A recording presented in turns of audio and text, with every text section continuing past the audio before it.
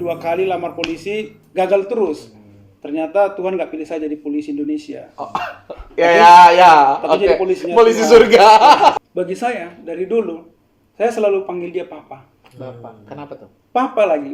Mungkin kalau Bapak Masih ada berjarak masih ada jarak agak-agak gitu. Papa. Jadi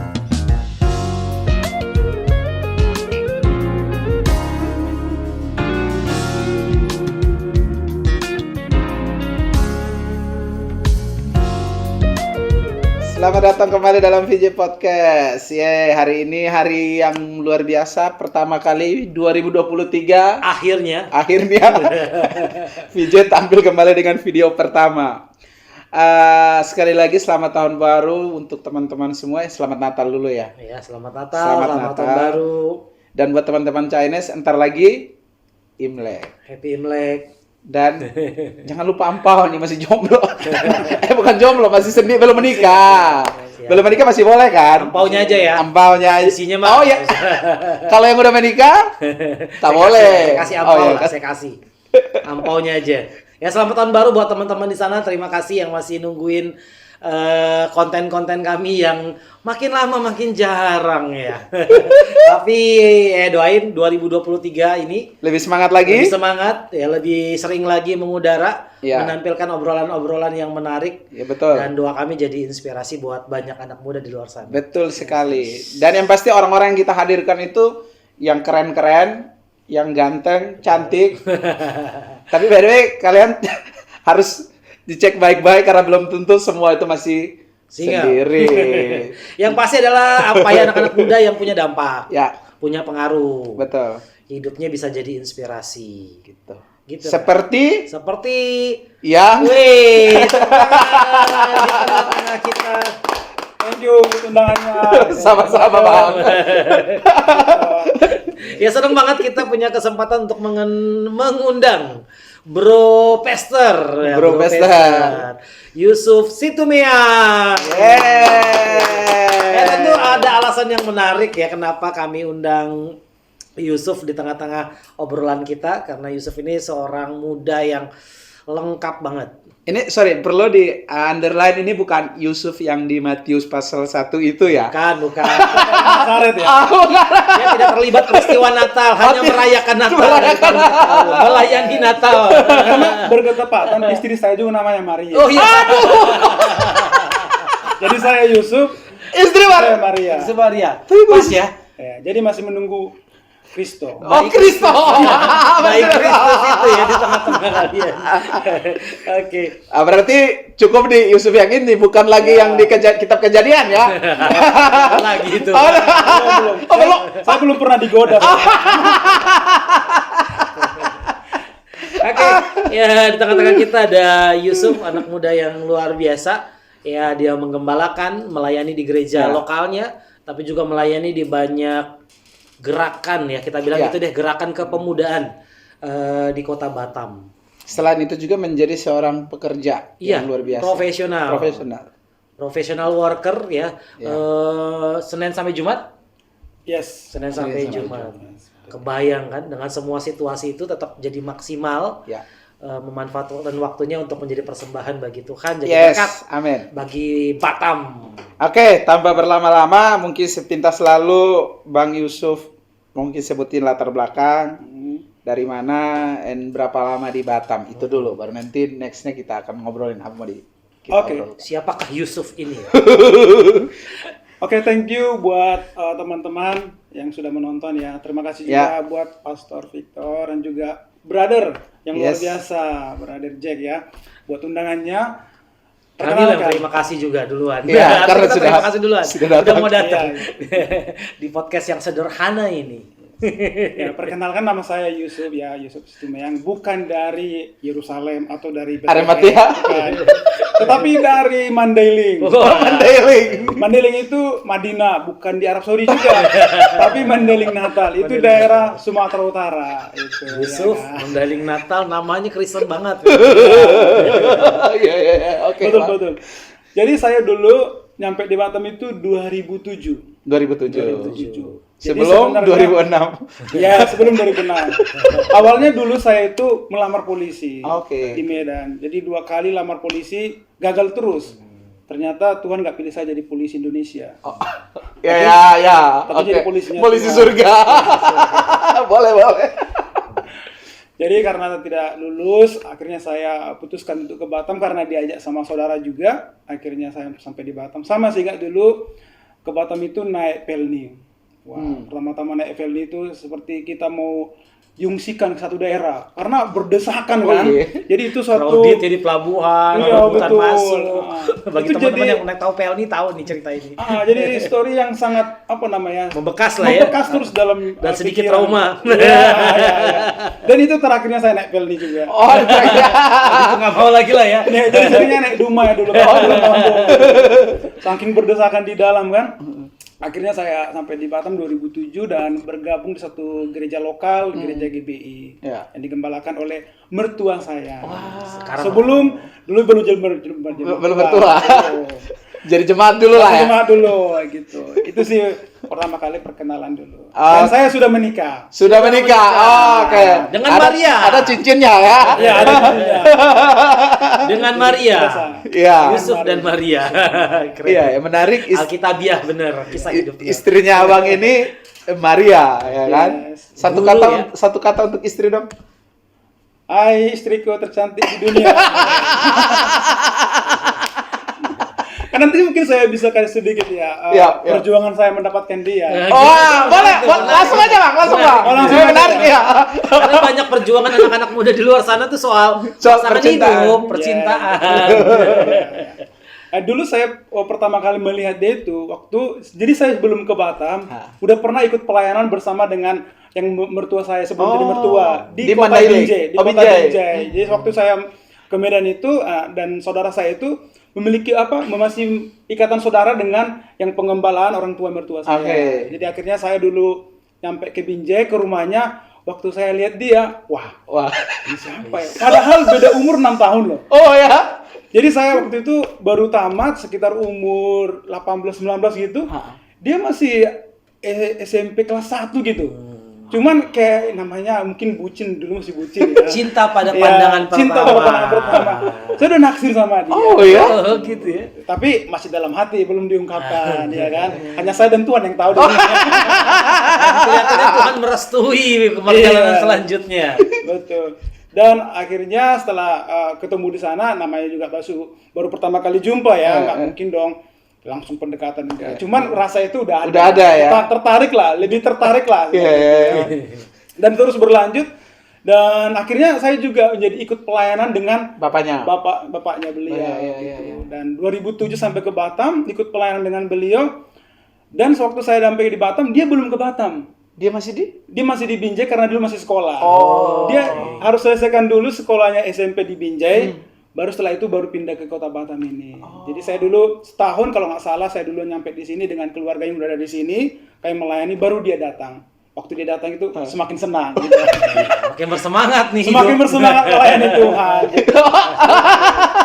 Jadi itu awal-awalnya dan setelah itu terus berlanjut dia sekolah di Batam. Oke. Jadi saya sebagai full timer dulu waktu di rumahnya. Di gereja, Di yang bapaknya Iya, menggembalakan ya. betul. Jadi full timer. Dan disitulah mulai semakin timbul cinta itu. Oh. Karena saya juga sering diperintah lah atau disuruh minta bantu supaya antar ke sekolah. Oh, Oh, aduh. Kalau ojek pribadi. itu ya makin bersemi. Menarik ya, makin makin. disiram itu. Yes, mungkin Tuhan juga semakin arahkan. Suaranya makin jelas. Jadi saya dulu setiap berangkat kerja, bukan kerja, saya berangkat sekolah, pulang sekolah, saya antar jemput. Antar dia. jemput lah ya. Tapi nggak selalu sih, cuman kadang-kala juga abangnya atau Yang antar. adiknya atau papanya juga ya. Tapi di saat giliran saya, wah itu rasanya enak Kayak sekali. sekali ya. Kayak kita mengantar ratu atau putri Indonesia lah gitu lah. Jadi itu ada rasa senang, bahagia gitu kan, yang membuat kita semakin semangat lah. By the way, itu obrolannya apa aja tiap kali antar Pak pergi? Oh itu nggak ada ngobrol, Oh, diam aja. diam aja. Senang sendiri gitu Iya. ya. Dia lebih ngobrolnya dalam hati. Oh gitu. Gitu. Karena Telepati lah ya. ya, karena belum berani mengungkap. Oh, belum. Gitu kan. Cuman saya yakin ya kita suka sama seorang, kita tahu insting itu ada di dalam seseorang yang suka dengan kita kan, dari tatapan matanya. Dan dari, abang pun meyakini bahwa dia pun pasti punya rasa itu. Yes. Nah, bertepuk sebelah tangan. Terus Dan- prosesnya dari pandangan pertama sampai akhirnya menikah tuh memakan waktu berapa tahun? Kita mungkin pacaran itu kalau nggak salah sekitar 8 tahun. 8 tahun. Sama kalau dari pandangan pertama waktu dia masih Itu- SMP berarti Sampai menikah ya, kita ketemu 2006 di Binjai. 2006 dan Berarti- menikah 2018. sekitar Berarti 17-an berapa tahun, 18-an tahun ya. Iya, 15 Dari tahun. pandangan pertama. Jadi itu cinta Cinta pertama dan pertama, ya? akhirnya Yes. luar biasa. Kalau ditanya mantan, nggak punya mantan ya? Kalau secara tertulis enggak. Enggak ya. Dan secara resmi juga enggak. Mungkin dulu namanya sekolah ya kayak Cuma cinta-cinta kita naksir-naksiran gitu gitu. aja. Nggak pernah resmi Nggak ya. pernah jalan bareng enggak ada Oke, gitu, oke. enggak ada. Tapi yang pastinya sama dia sih. Sama gitu. dia. Istri Satu keren untuk loh. selama-lamanya luar Hebat biasa loh ya. Iya itu hampir mirip kalau nggak salah dengar mirip kayak yang ketua sinode GBI sekarang ini Pak Rubin. Pak Rubin ya. Mirip juga tuh kisahnya dari TK malah. Oh ya. Tapi bukan pacaran dari TK, maksudnya satu Kenal, TK ya, itu kenalnya. sampai ya istrinya sekarang ini pernah ceritain itu. Keren sih. Luar Buat di luar sana yang sedang berjuang mencari tambatan hati, kadang-kadang nggak jauh-jauh, lebih peka aja dan setia. Tapi gini loh, bukan berarti perjalanan hubungan kami itu baik-baik aja. Enggak. Pasti ada konflik ya. Karena jujur aja ya, mungkin teman-teman juga mengalami hal yang sama di posisinya sekarang. Karena saya dulu kan sebagai pelayan, Ya. dan mertua saya ini adalah seorang polisi, Oh. orang tegas gitu kan, dan ya kita tahu lah sikap seorang polisi itu tegas, nggak bisa main-main, dan kalau calon menantunya itu harus jelas tujuannya apa, cita-citanya apa gitu. Buat bibit bebetnya. Yes, jadi nggak gampang dalam perjalanan itu, nggak gampang. Selama kami sebenarnya berdekat lah, belum jadi pacaran itu, mulai terdengar atau mungkin mulai mereka rasakan kami ada hubungan, itu mulai ada penolakan. Gitu. Udah. Yes, karena mungkin ya nggak tahu lah ya, benar. berbeda pikiran seperti itu. Dan ya singkatnya saya jelasin aja, sampai almarhum mertua saya meninggal 2009. Tapi kami situ belum jadi pacaran. Jadi saya berani menunjukkan kami itu pacaran setelah almarhum Meninggal. gitu, dipanggil Tuhan, karena memang waktunya lah dipanggil Tuhan. Dan setelah itu saya mulai berani menunjukkan bahwa saya pacaran dengan dia. Tetapi di dalam perjalanan itu pun tidak semuanya mulus. Abangnya dia atau ipar saya Iya. tidak merestui. Waduh. Ada juga seorang anggota polisi. Polisi juga. Jadi dalam perjalanan itu ya mengalami penolakan lah. Karena dulu juga kan saya belum kerja waktu itu. Jadi setelah almarhum meninggal, panggil Tuhan, 2010 saya baru bekerja lagi. Bekerja di satu perusahaan, saya bertekad untuk memperbaiki finansial saya, Ya. memperjuangkan masa depan, dan saya buktikan itu Ya. kepada keluarga gitu. Nah, singkat cerita dalam perjalanan itu mengalami penolakan, dan 2017 kami rencana untuk menikah. 2017. Iya, tetapi belum ada restu dari Orang tua. ipar saya. Kalau dari kakak abangnya, dari kakaknya, dari adik-adiknya merestui. Karena saya udah lama juga dengan mereka kan, sama-sama melayani. Udah seperti keluarga juga. Dan dengan mertua saya yang perempuan, itu saya dekat banget sama beliau gitu. Udah seperti anak sendiri juga dulu dianggap itu. Cuman ipar saya yang paling besar itu tidak merestui saat itu. Nah, sampai kami 2017 rencana menikah, dan itu pun belum direstui. Dan kami tunda 1 tahun lagi, dan kami putuskan untuk 2018 kami menikah. Tapi itu pun tidak direstui. Ya. Dan singkat cerita ya, karena ipar saya udah bertobat ya, dan dia juga saksikan itu dalam setiap khotbahnya dan kesaksiannya, dan ini menjadi suatu kesaksian untuk setiap orang.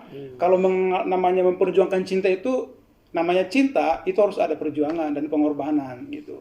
Hanya cuma yang enak-enak, ngopi-ngopi, yang nonton bareng, itu cinta-cinta biasa. Cinta yang sebenarnya itu menurut saya harus ada berani berkorban. Gitu. Dan itu pun berani bersedia untuk menunggu waktu yang panjang. Betul. Ya, saya bukannya ganteng sih, jelek juga. Maksudnya bukan ganteng, bukan jelek lah. Pas lah. Sebenarnya dulu ya banyak juga yang dekatin saya, atau yang mau, atau yang dekatin dia. Tapi karena kita itu lebih cocok. iya gitu cocok gitu. Dan saya kalau putus sama dia pernah putus kayaknya hidup ini kayak hampa gitu. Oh. Walaupun ada mungkin berbagai banyak wanita segala macam, nggak ada rasa tertarik gitu dengan dia gitu, mereka itu. Gitu. Dan ya singkat cerita 2018 kami rencana mau menikah dengan adat Batak, ya, karena saya orang Batak. Tapi satu itu waktu kami keluarga saya dengan keluarga istri saya kumpul, nggak datang ipar saya ini menghentikan lah, istilahnya tidak setuju dengan itu. Dan akhirnya dengan kesepakatan dengan berjalan waktu sekitar 1 bulan kami putuskanlah untuk diberkati saja, tidak pakai adat. Dan ipar saya nggak datang waktu itu. Dan situlah kami sudah menikah sah gitu. Karena itulah perjuangan itu ya. Walaupun banyak hambatan dan ini singkat ceritanya karena ini waktunya durasi juga ya. Dan setelah itu kami menikah 1 tahun kemudian ipar saya mengalami masalah di dalam pekerjaannya dan dia mengalami sedikit lah dan nanti mungkin bisa juga dalam khotbah-khotbah beliau dia selalu khotbahkan itu, dia melayani itu karena itu bagian dari perjalanan hidup yang harus disampaikan gitu. Dan setelah itu dia mengalami masalah di dalam pekerjaannya seorang polisi dan dia ditangkap. Ada satu masalah lah seperti itu. Dan singkat cerita kami selalu mempraktekkan kasih di dalam hubungan kami. Jadi waktu ipar saya masuk penjara, ditahan, kami datang ke sana. Disitulah mulai pengampunan itu ada. Dan istri saya selalu mengunjungi dia, memberikan renung-renungan dan foto-foto mereka waktu masih kompak gitu kan. Dan singkat cerita, ini saya ringkas saja ya. Like saya ini, sahabatnya like saya ini mendapat remisi waktu masa COVID. Karena doa-doa juga, karena Tuhan dia sudah bertobat di sana. Dan singkat cerita dia keluar lah waktu dari penjara. Dan sampai hari ini menjadi pendeta, kami sama-sama melayani Tuhan. Keren. Dari awalnya tidak cocok, jadi justru menjadi tim yang luar jadi biasa. rekan. Dan justru biasa tuh lebih dekat sih, lebih kuat sih. Bisa nanti dilihat di medsos saya, kami selalu foto-foto bareng juga, satu pelayanan di gereja kami. Tapi sekarang saya masih pelayanan dan bertugas di Kota Lingga, di sana, di Lingga, Kabupaten Lingga. Berarti waktu beliau ke sini mungkin bisa sesekali aja ngobrol juga di Boleh, sini. Boleh. Ya? Itu sangat Asik. menarik ya. Seru itu pasti. Seru asik kayaknya. Dan saya melihat di situ ya bahwa dalam perjalanan kita berhubungan itu nggak selamanya mulus. Tapi sesuatu harus diperjuangkan sih menurut aku. Kita sebagai anak muda nggak boleh, apalagi zaman-zaman sekarang ini ya, sebagai nasihat yang lebih tua. Lebih tua saya juga nggak boleh. Masih muda juga ya. Masih muda lah. Maksudnya, dibandingin beliau, suka nunjuk orang. Terus. Gimana? Yang sedang pacaran mungkin mengalami masalah, pergumulan, jangan mudah menyerah. Kalau memang saudara merasa yakin itu ya dari Tuhan sangat cocok dan juga satu visi, perjuangkan. Karena menurut saya cinta sejati itu yang harus diperjuangkan gitu. Nggak bisa ya masih banyak kok di sana, banyak kan di sana enggak. Menurut saya sih selama orang itu pantas untuk diperjuangkan ya perjuangkan gitu. Cinta sejati harus diperjuangkan. Yes. Wow, keren. Karena Tuhan Yesus cinta sejati kita. Makanya dia yang memperjuangkan kita. Dia sampai mati ya. Kalau dia nggak cinta sama kita, mana mungkin dia perjuangkan kita. Gila, dalam banget sini. Iya. Ini kalau perjuangan cintanya aja segini rupanya, apalagi perjuangan dalam pelayanan nih ya. Gimana antara pelayanan waktu sementara menjalani kan punya hubungan, terus ada banyak tantangan, tapi di saat yang bersamaan tetap ada tanggung jawab pelayanan. Gimana membagi fokus, konsentrasi itu terganggu nggak sih pelayanan dalam situasi seperti itu? Ini di masa saya waktu waktu sebelumnya. Iya, kalau secara manusia sih terganggu. Tapi karena saya memiliki Tuhan yang memberikan saya kekuatan. Karena dari dulu saya menerapkan prinsip bahwa penghiburan, kekuatan itu bukan datangnya dari luar. Kalau penghiburan itu datang, support sistem itu hanya dari luar saja. Seketika mereka nggak support saya, seketika masalah itu datang, saya akan mundur. Tapi memang dari dulu saya dibangun di keluarga yang takut Tuhan juga. Mama saya seorang pendoa, dan saya ingat dulu papa saya itu rajin sekali ibadah. Dan seketika pernah mama cerita, kalau mama saya dulu nggak mau ibadah, jadi papa saya ini bujukin mama untuk ibadah. Sampai dia bedakin mama saya supaya bareng-bareng ibadah. Itu saya ingat itu, karena di kampung itu kami nggak punya kendaraan. Biasanya untuk ke gereja itu sekitar 1-2 kilometer gitu. Itu kita jalan kaki bareng-bareng pegangan satu keluarga gitu. Jadi itu memang udah nilai-nilai itu udah ditanamkan. Jadi apapun persoalan, tantangan, yang support kita itu bukan hanya orang luar, tapi Tuhan sendiri dalam diri saya gitu. Jadi memang waktu itu mengalami banyak tantangan ya, tekanan juga, nggak nyaman gitu, kadang ancaman. Tapi karena Tuhan memampukan saya untuk terus melayani Dia, dan itu membuahkan hasil, dan saya juga bertobat jadi hamba Tuhan gitu. Dan bisa jadi berkat bagi keluarga, mungkin bagi orang-orang teman saya yang mengalami tekanan yang sama mungkin, atau masalah yang lain. Jangan mudah menyerah gitu. Karena kekuatan yang sesungguhnya bukan dari luar, tapi dari dalam kita. Itu Roh Kudus yang dalam diri kita yang menguatkan. Wow. Luar biasa, luar biasa. Kalau sekedar melayani semangat-semangat, Ya. karena efek luar, Ya. efek cahaya lampu, mungkin segalanya, fasilitas, Tepuk tangan tiba-tiba orang. ada gesekan, itu gampang aja keluar gereja. Kan kita kan bilang di sana masih ada kok gereja yang terima aku, di sana aku lebih dihargai. Yes. Tetapi kalau kita punya nilai-nilai Kristus, kita nggak gampang seperti itu. Kita memperjuangkan sesuatu yang harus kita ikuti proses itu. Menarik nih. Nilai-nilai Kristus kalau punya itu. Nah, bagi seorang Bang Yusuf sendiri, kapan sih mendapatkan pemahaman itu bahwa memang bukan yang datang dari luar yang bikin seseorang itu tetap strong, tapi yang dari dalam. Nah, untuk pengalaman itu kapan sih sampai ngalamin pemahaman itu Itu tuh gimana? munculnya gimana tuh, Bang? Kalau aku cerita ini agak mungkin saudara percaya atau tidak Iya, sih. iya. Karena mama saya itu seorang yang cinta Tuhan itu luar biasa. Ya. Dulu mama saya bukan seorang yang cinta Tuhan seperti pada umumnya orang-orang Batak yang nggak terlalu gimana bertuhan ya. Formal Tapi aja ada ya satu, ibadah. ya masa setelah papa saya dan mama saya menikah, dia mengalami Tuhan itu luar biasa. Jadi waktu dia dipanggil Tuhan menjadi seorang hamba Tuhan, seorang pendoa, Tuhan langsung bertemu, berbicara kepada dia. Dia disuruh berpuasa 1 minggu. 1 minggu dia berpuasa. Full 7 hari. Full. Ini kesaksian dari mama saya. Mama saya masih hidup. Dia bilang waktu itu Tuhan berbicara kepada dia untuk puasa. Itu tidak makan minum loh. Beda lah, ada orang puasa cuma minum aja 1 minggu. Ini nggak makan, nggak Full minum. ya, total ya. Iya. Dan dalam kesaksian mama tidak pernah bilang dia sudah bertemu dengan rasul-rasul di dalam roh ya, bukan Dalam langsung ke penglihatannya sana, ya. dalam roh. Gitu. Dia dikasih makan manna dari surga di saat dia puasa, bukan makanan yang kita fisik tapi dari surga gitu. Nah, saya mengalami jamahan Tuhan karena pengalaman orang tua Cerita saya. itu. Yes. Bahkan kami juga pernah banyak mengalami tantangan ya, pernah dibunuh orang keluarga kami karena dia biasa orang-orang kampung dulu karismatik itu masih ada sentimen negatif. Yes.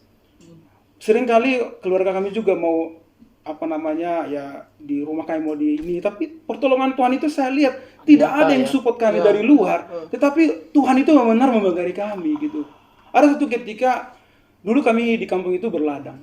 Jadi karena ladang dengan rumah itu jauh sekitar 8 sampai 10 km. Karena kami baru panen padi, biasanya di sana itu panen padi itu kalau udah disabit itu nggak boleh ditinggal, bisa dicuri orang. Jadi akhirnya kami di sana menginap dengan saya, kakak saya, mama saya. Dan satu malam itu di sana itu ada istilah dulu zaman-zaman dulu itu manusia potong kepala. Oh iya. Iya. Sempat dengar juga itu. Iya. Terus? Dan di tengah malam itu Tuhan membangunkan mama saya. Bangun-bangun, sudah datang musuhmu katanya. Ini bukan cerita dongeng-dongeng, tapi kesaksian dari yang saya alami juga. Dan mama saya bangun dan dia melihat ada 3 orang bawa senter yang itu cahayanya itu tajam. Itu biasanya itu ada zaman-zaman dulu senter itu ada 3 baterai yang panjang itu, betul. warna silver itu. Iya. Iya. Itu mensorot ke situ. Karena kita dengar-dengar kabar juga sering juga di daerah-daerah itu banyak orang dibunuh seperti itu. Dan mama itu benar-benar berdoa malam itu, nangis sama Tuhan. Mama cerita itu sampai lap tangannya itu atau selimutnya itu basah air mata ya. Sampai satu ketika ini singkat cerita, akhirnya orang itu pergilah dari itu. Tapi bukan segampang itu. Dalam mungkin sekitar 3 jam mereka mutar-mutar di situ. Datang lagi. Mungkin mereka nggak ketemu ya. Iya, ngobrol-ngobrol juga gimana. Mungkin kita nggak tahu. Mungkin Tuhan mulai butakan mereka. Mama selalu bilang butakan mereka, Tuhan butakan mereka. Singkat cerita, orang ini larilah dari tempat itu. Pergi dari tempat kami menginap itu. Tahu nggak apa yang terjadi? Besok paginya kami mendengar di tempat yang sama, di tempat itu, daerah itu ada orang yang menginap, anak dan mamanya dipotong. Jadi kalau penyertaan Tuhan itu saya sudah melihat, makanya di dalam pernikahan saya mau ditembak, saya nggak takut. Wow. Karena saya melihat penyertaan Tuhan itu bukan daya pertolongan Tuhan nggak datangnya dari manusia. Iya. Bukan hanya kekuatan dari luar, tapi Roh Kudus yang menyertai kita. Iya. Gitu. Jadi dari itu aku percaya sama Tuhan, dimanapun aku berada, aku pasti hidup. Gitu. Kalau memang Tuhan panggil saya, itu udah waktunya Tuhan. Gitu. Jadi nggak pernah takut sih. Ya. Gitu. Artinya Yusuf yang hari ini memang yang nggak tiba-tiba seperti Yes, ini. bukannya Dibentuk warisan rohani yang begitu Iya, panjang, iya. mulai dari orang tua sampai hari ini. Jadi itu kekayaan rohani yang memang pengalaman-pengalaman luar biasa dengan Tuhan.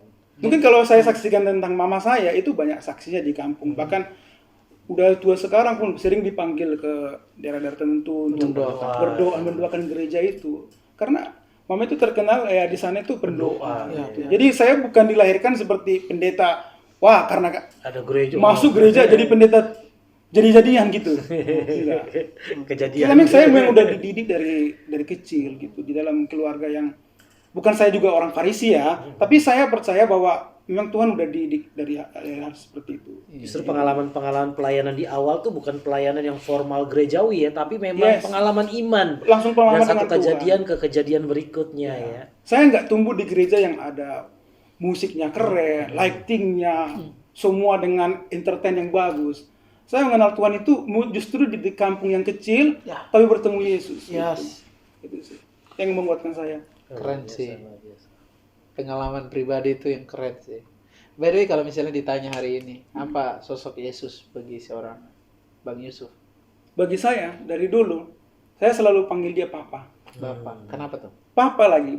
Mungkin kalau Bapak Masih ada berjarak masih ya ada jarak, agak-agak tapi gitu. Papa. Jadi setiap saya berdoa, Papa Yesus itu saya nangis, Pak. Itu. Jadi langsung kayak apa namanya? Karena saya juga udah lama ditinggal Papa kan. Jadi setiap kali saya panggil Papa itu Kalau sama kamu Yesus. meninggal, kamu umur Minta tolong ambil tisu deh. Di sebelah. Itu tuh ada. Umur berapa ya? Kelas 2 SMP. SMP. Kelas 2 SMA, kelas 2 SMA. Sorry, Pak. Ya. Ya. Kelas 2 SMA. Jadi saya juga kehilangan Papa karena di rumah kan cuma saya sendiri cowok. Ya. Kakak saya perempuan, adik saya perempuan gitu. Jadi saya belum menikmati Papa itu dalam diri saya, tapi saya merasa Yesus itu Papa saya gitu. Jadi setiap saya berdoa dulu itu waktu merantau, setiap panggil Papa sama Yesus itu Kayak langsung deep lah gitu. Aku merasakan dia ada gitu, nggak seperti orang bilang Yesus itu seperti apa sih? Seperti apa sih wajahnya atau apa? Tapi itu saya bisa rasakan, walaupun saya nggak lihat, tapi saya rasakan dia ada gitu.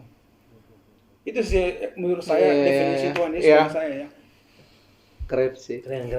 Sorry ya, jadi agak Aku pun jadi berkaca-kaca nih. Jadi memang artinya yang mendorong Yusuf untuk melayani kemudian dengan sepenuh waktu, sepenuh hidup itu memang ya pengalaman-pengalaman iman, hubungan pribadi yang sangat deep. Dari bahasanya Yusuf deep gitu, sampai dia panggil Papa buat Tuhan itu luar biasa. Sebelum nanti Om Etor lanjut, mungkin ada tanyakan, aku punya satu pertanyaan lagi. Ada nggak sih tips-tips yang Bang Yusuf pengen kasih kepada teman-teman yang menonton nih, bagaimana membangun hubungan yang dekat dengan Yesus ya, bisa kita kemudian tidak ada jarak lagi dan tidak ada kata yang menggambarkan hubungan itu. Kayak tadi ceritanya sebenarnya dalam banget sih. Kata Bapak itu sebenarnya nggak cukup untuk menggambarkan ada relationship-nya ya. Ada nggak sih tips-tips yang mungkin Abang berikan bahwa kalau kalian pengen dekat tiba dengan di Tuhan, hubungan yang dalam ini seperti itu dengan ada nggak Tuhan. sih? bagi saya ya, yang paling utama saya membuat Yesus itu tujuan utama hidup saya itu dulu. Dan saya membangun hubungan di dalam doa, baca firman. Saya dulu paling suka itu doa, firman, penyembahan, dan menyembah Tuhan. Itu jadi kebiasaan saya dari dulu, Pak. Sampai hari ini juga saya suka. Dan itu membuat saya semakin dekat sama Tuhan. Dan ada satu menurut saya momen ya. Itu yang saya rindukan sampai hari ini. Kadang-kala membuat saya jauh dari Tuhan, membuat saya nggak dekat sama Tuhan itu. Di saat saya memiliki zona yang nyaman, termasuk fasilitas, keuangan, nggak ada masalah, itu membuat saya jauh dari Tuhan. Jadi kalau saya dalam hidup ini, saya kadang kalau ada masalah itu jadi nggak takut gitu. Jadi nggak takut, saya percaya karena Tuhan justru kasih masalah, membuat saya dekat sama Dia. Itu salah satu cara dekat sama Dia gitu loh. Justru kalau saya nyaman semua ada. Ya. Contohnya ini ya, terus terang saya bilang, di dalam perjalanan saya nggak semuanya mulus, Pak. Waktu dalam pernikahan begitu banyak tantangan kan, bahkan nyawa saya juga terancam dalam pernikahan saya. Tetapi ternyata mengikut Yesus nggak segampang itu. Tapi saya justru menemukan Yesus di sana. Oh. Contohnya seperti ini, saya sudah menikah 4 tahun, tapi Tuhan belum kasih keturunan. Iya. Itu jadi problem. Ha. Kalau orang dunia, ya kalau menikah punya anak. Ya. Tetapi saya percaya Tuhan mengizinkan semuanya terjadi supaya jadi kesaksian. Ya. Kalau semua selalu berjalan dengan smooth, ya seperti orang fasik, orang nggak percaya Yesus juga mungkin lebih mulus dari kita orang percaya. Tapi saya percaya setiap perjalanan itu yang berat itu, justru itu mendekatkan saya sama Tuhan. Itu sih bukannya sekedar karena pelayanan, saya ikut di sini, ikut di sana. Itu bagian dari terima kasih saya sama Tuhan sebenarnya, bukan mendekatkan diri. Tapi justru saya dekat sama Tuhan itu di saat masalah itu Tuhan izinkan ada gitu. Ya. Makanya kan Paulus bilang ya di dalam ya kelemahanlah kuasa Tuhan sempurna. Ya. Mungkin kalau Paulus sempurna waktu itu, kuasa Tuhan nggak sempurna. Kuasa Tuhan sempurna lagi ya. Gitu. Justru karena kelemahan itulah. Keren, mantap. Keren, luar biasa. Oh, nice. Hey, Omitar silahkan. Iya, jadi orang-orang muda di luar sana ya, ketika punya problem, persoalan, tantangan, jangan-jangan itu cara Tuhan untuk membuat kita makin punya pengalaman dengan Tuhan. Jadi jangan cengeng sih, Pak. Jangan cengeng. Jangan cengeng. Jangan manja akhirnya. Apalagi laki-laki. Wah, sana. Kameramen kita tuh. Kameranya kok bukan orangnya. Kameranya bukan orangnya. Jangan cengeng. Jangan cengeng ya. Bener-bener setuju tuh. Anak muda jangan cengeng, jangan manja gitu. Laki harus kuat ya. Terlalu gampang nyalahin situasi, keadaan, orang tua, nggak punya ini, nggak punya itu. Padahal pakai justru kayak Yusuf ini pakai kesempatan itu untuk melihat kuasa Tuhan. Ya justru terjadi ya di kita. Itu keren sih, gila. Itu keren sih. Mantap. Salah satu hal yang membuat saya juga kuat, bukan sekedar setiap kita mendengar khotbah kita dengarin, tapi benar-benar kita baca firman itu kita renungkan dan kita laksanakan itu. Saya selalu percaya itu semua itu berdampak kepada diri kita. Dulu waktu saya mengalami banyak masalah, tantangan dan sampai hari ini, saya selalu juga ingat tentang Yusuf Perjanjian Lama. Dia mengalami banyak tantangan luar biasa loh. Bahkan yang mengkhianati dia juga keluarganya sendiri kan. Dalam perjalanan juga nggak selalu mulus. Tapi dia bilang? Manusia mungkin boleh mereka-rekakan jahat, tapi Tuhan selalu mereka-rekakan yang baik untuk kita. Artinya kalau ada masalah nggak boleh cengeng. Justru Tuhan izinkan itu supaya kita jadi kesaksian. Ya, wow. Keren sih. Keren ya. Jadi memang ketika melayani tapi membangunnya dengan prinsip-prinsip pengalaman yang real dengan Tuhan, ya saya percaya buah-buah pelayanannya juga jadi berbeda ya. Karena kita kenal Yusuf nih ya, penggembalaan, tadi saya udah sebut penggembalaan, kerja penuh waktu juga gitu kan. Aktif di berbagai jaringan pelayanan, di Full Gospel, di jaringan PDO, bukan DPO. PDO perusahaan yang ada di Batam ya. Apalagi itu, ada gerakan doa pemuda juga ya. Jadi nggak tahu ada yang kurang nih. Setahu saya juga aktif di sosial media, punya YouTube, punya TikTok. Nanti kita taruh deh di deskripsi ya, supaya teman-teman yang mau kenal pribadi Bang Yusuf lebih jauh, silakan berinteraksi. Dan orangnya juga asik untuk diajak ngobrol, friendly banget ya. Melayani di Panbil, jadi kalau di sekitar situ monggo mampir di gerejanya. Langsung mungkin kenalin nama gerejanya, alamatnya juga. Siapa tahu yang lagi dekat situ bisa join. Boleh. Namanya Gereja GBI Panbil Plaza. GBI Panbil Plaza. Yes, lokasinya di Ruko Blok E2 lantai 2. Blok E2 lantai 2. Ya, gereja kita bukan gereja yang besar seperti Bethlehem, kota kecil. Tapi dari sana ya Yusuf Bethlehem. Semuanya memang ada background Alkitabianya. Bukan cocok logi ya. Tapi memang berkaitan sih. Tuntunannya ke situ. Ya teman-teman, karena memang waktu kita, nanti sebelum Omitar closing, ada satu pertanyaan terakhir. Kan tadi kita sudah dengerin banyak aktif di berbagai kegiatan. Nah, ini pertanyaan terakhir gini. Bang Yusuf ini kan menjadi seorang pelayan Tuhan. Seorang suami, seorang pekerja juga. Gimana sih ngebagi waktu di 3 bidang ini? Bahkan kayaknya bukan cuma ini, berbagai persekutuan yang lain. Karena aku sendiri pun beberapa aja udah Kelepotan. Nah, abang sendiri gimana cara ngebagi waktunya? Saya juga percaya dengan orang-orang sering bilang ya, orang-orang bijak bilang, Ya. sebenarnya kita punya waktu yang sama kok semua. Iya. Punya waktu 24 jam. Tapi tinggal manajemen waktu saja gitu. Jadi seringkali orang bilang aku nggak bisa, aku udah sibuk di sini, udah sibuk. Kan nggak satu harian di sana gitu loh. Masih ada waktu yang lain. Jadi contohnya saya kerja dari Senin sampai Jumat, itu dari jam 8 sampai jam 5 sore. Oke, saya bisa bekerja di siang hari. Tapi kan malam hari masih ada. Namanya di Batam nggak ada, jarang dong kegiatan itu di siang hari, atau juga semua pekerja. Misalkan saya ada di yang Movement itu anak-anak muda full gospel di JDP. Itu hari-harinya tinggal kita atur aja dengan kerjaan di gereja kita dan keluarga. Dan saya yakin saya tidak pernah meninggalkan keluarga. Karena makanya saya selalu debatkan istri saya. Di mana ada saya, istri saya ada. Gitu. Jadi dimanapun kami quality time. Di dalam pelayanan, di dalam pertemanan, komunitas, kami selalu sama. Jadi itu yang saya bangun dari awal. Makanya carilah partner yang sevisi, satu arah, supaya kemanapun kita quality time. Gitu. Bersama Yesus, bersama teman kita, dimanapun bersama-sama. Jadi kita tinggal atur aja. Kan masih ada waktu sama kok, 7 hari yang sama, kita semuanya. Banyakan orang nggak punya waktu, mungkin banyaknya main games, ya kan, main-main yang nggak penting. Tapi saya yakin setiap kita punya waktu, tinggal atur aja dan kasih hati, itu yang penting. Kalau hatinya di sana pasti beri hati dong. Nggak mungkin orang nggak punya waktu. Saya nggak punya waktu, semua punya time yang sama juga, 24 jam. Intinya sih pandai mengatur waktu aja dan memiliki hati untuk jiwa-jiwa untuk generasi itu sih. Jadi problemnya jangan-jangan bukan nggak punya waktu, memang nggak punya hati aja. Nggak punya hati ya? Punya. Ya, dan memang persoalannya itu ya, bukan cuma bagi waktu tapi bagi hati juga. Itu kegiatan yang berbeda-beda, visinya berbeda-beda, kegerakannya beda-beda. Gitu. Karena itu bukti saya mencintai Tuhan.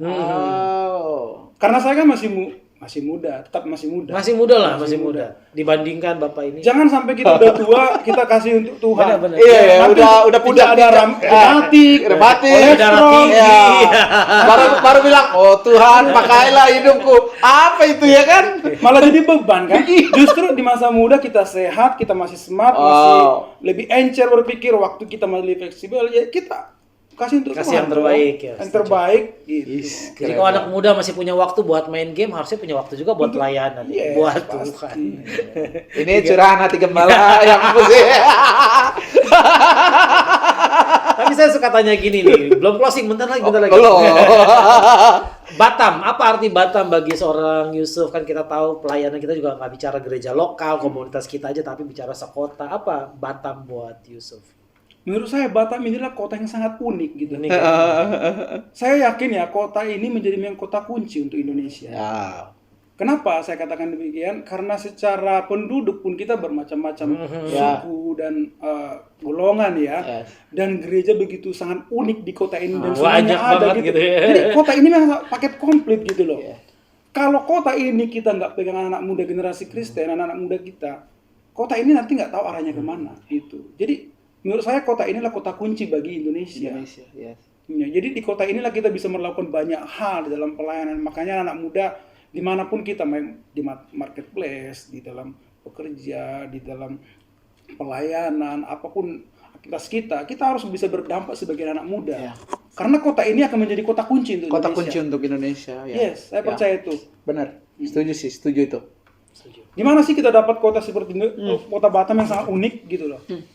Dari Jakarta tahun 60-an, 70-an, tapi kan Jakarta sekarang udah terlalu. Tapi Batam betul, setuju. Batam tuh mirip keren, banget sama Jakarta setuju. tahun 70-80 dengan semua potensi besarnya. Kita aja yang di sini sangat unik. Dulu di kampung saya sangat susah mencari beliau-beliau ini. Beda suku lagi. Itu kan sesuatu apa ya? Keunikan tersendiri. Jadi Batam ini sangat spesial lah. Pokoknya sia-sianya anak muda berkarya, berbagai jaringan gitu kan. Memang agak sedikit keras, tapi jangan gampang nyerah di Batam. Dan Batam itu menurut saya kota yang punya potensi untuk kita bisa berkembang, sukses. Amin. Karena saya melihat ya, kota Batam ini kekeluarganya sangat kuat, komunitasnya kuat, kesempatan untuk sukses juga besar, peluangnya besar. Benar. Intinya kita mau nggak bergerak. Mau nggak bergerak. Kristenan juga punya tempat, nggak dihambat di kota. Makanya saya dari dulu punya prinsip, selama saya masih sehat dan kuat, saya nggak mau jadi beban untuk orang lain. Oh, Selama nice. saya hidup pelayanan, saya bekerja sampai hari ini supaya nggak beban bagi orang. Justru saya bisa memberkati pelayanan, memberkati sesama, memberkati komunitas lain. Coba kalau saya nggak kerja juga mengharapkan Betul. seseorang atau apapun itu nggak jadi berkat. Jadi selama kita masih kuat, sehat, produktif lah dalam hal apapun itu. Jadi saya yakin kalau seperti itu kota ini akan jadi luar biasa. Ketika anak-anak mudanya memutuskan untuk jadi produktif ya. Yes. Tapi ketika Yusuf melayani banyak anak muda di kota ini, apa sih yang paling tantangan paling besar yang sering dirasakan waktu melayani anak-anak muda? Nggak jauh-jauh dari percintaan sih. Percintaan ya. Banyak yang nggak lolos di situ ya. Mungkin Bapak Gembala mungkin juga pernah merasakan jemaatnya kan. Kadang ya masalah-masalah itu ya masalah percintaan sering gitu. Iya. Misalkan dia suka sama ini, dia suka dengan ini, nggak diterima, dia keluar dari gereja. Iya. Tapi sebenarnya artinya kita harus tangkap bahwa sebenarnya anak-anak muda itu yang paling dibutuhkan itu hubungan. Oke, perhatian. Ya, oke, kasih Iya, sayang. kasih sayang gitu. Penerimaan, yes gitu. Jadi anak-anak muda itu nggak boleh kita bilang, memang masa-masa mereka bucin, nggak mungkin dong udah tua bucin. Masih banyak. Itu ngakak sih. Nggak mungkin udah tua bucin. Ya kalau anak-anak muda bucin ya wajar aja. Yang penting kan nggak over kan. Selama yang Cara berlebihan Yusuf itu. menarik kesimpulan tuh keren banget. Artinya dia nggak persoalkan soal bucinnya, tapi soal peran gereja gitu ya. Bahwa menangkap esensinya adalah anak muda butuh penerimaan, butuh kasih sayang, butuh perhatian. Jadi ketika percintaannya gagal, dia nggak terlalu heboh ya, karena dia sendiri hidupnya udah fix, dikasihi, diterima, harga Jadi dirinya. apapun anak-anak muda itu harusnya gereja jadi solusi sih. Iya. Bukan jadi pengadilan, bukan menghakimi, setuju. menghakimi. Betul. Apalagi jadi hakim. Iya. Di persidangan. Pak Wahyu aja. Asik sih, benar. Nanti oke, sebelum kayaknya suatu saat selain ngomong sama kakak ipar, undang kakak ipar sini, kita juga kayaknya pengen hadirkan istri nih. Kayaknya menarik nih berdua, kayaknya seru nih, boleh. Young couple. Karena saya menarik pengen ngedengerin itu cinta yang tadi dari versi istri itu kayaknya menarik juga. Gimana nganter tiap hari diam-diamin tapi telepati ngomong. Tapi justru saya mengungkapkan perasaan itu nggak di mana? Di mana? Di masjid. Lagi azan. Kok bisa ya? Aneh ya? Di Masjid Raya. Ini di next video atau episode selanjutnya? Next video, oke. Next video aja perlu. Perlu waktu. Agak lain ya? Iya. Bukan podcast agak lain, tapi agak lain. Oke, teman-teman, karena durasi kita, aku tadi catat satu kata yang menarik. Selama saya masih sehat, saya nggak mau jadi beban buat orang lain. Itu keren banget yang dia tadi kutip. Menurut bisa dimunculin ya. Oke, itu aja teman-teman. Om Itur silahkan closing. Udah banyak banget yang Iya, itu keren sih, banyak. Tapi banyak banget yang sangat ini jelas, nih, sangat memberkati ya. Iya. Kalau saya sih ya bersyukur ya, berharap orang-orang muda di luar sana menangkap spirit yang murni ini gitu, dalam melayani, dalam bersikap, dalam bertindak, nggak macem-macem, nggak berusaha jadi keren, nggak berusaha jadi stylish, tapi ya jadi diri sendiri, tapi tetap dalam dengan Tuhan. Dan anak muda yang dalam dengan Tuhan itu luar biasa sih hidupnya pasti. Thank you Yusuf. Sangat memberkati, luar biasa obrolan kita. Mau lihat ya Bang? Mantap. Ya, nantikan obrolan-obrolan kita berikutnya dengan Yusuf, dengan Marianya. Pasti itu akan jadi episode yang menarik, karena saya setuju juga sih, anak muda harus lolos di kisah percintaan. Supaya dia nggak berputar-putar di sana, menghabiskan banyak waktu di sana. Itu aja dari saya, Jack, silakan. Dan kalau lagi masih muda ya bucin aja nggak apa-apa, karena udah tua nggak bucin lagi ya. Nggak ada sih sebenarnya, dengerin yang tadi sebenarnya keren banget semua tuh. Oke, jangan lupa like, subscribe, share, tetap doakan, tetap dukung kami. Teman-teman yang mau kontak Yusuf boleh ya, nanti WA-nya kami taruh, IG-nya kami taruh, TikTok-nya juga kami taruh. Pokoknya silakan kontak lebih jauh.